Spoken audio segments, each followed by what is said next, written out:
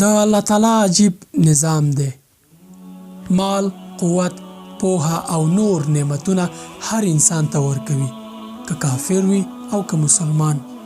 خو سکینه یا فکری او جسمی سکون او یا د زړه ډاډ یا اطمینان القلب خپلو خاصو بندګانو باندې لوري.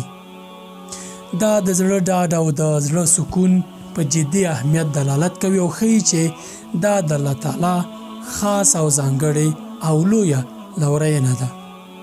خوشبخت دی هغه انسان چې په دغو انسانانو کې وشمیرل شي.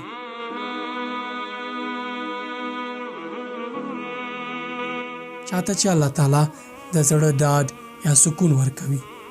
باور وکړئ سخته به وي چې پوره ارزښت یې بیان کړی شم، خو لنډه دا وایم چې تر ټولو نعمتونو دا نعمت لوی او غوره دی.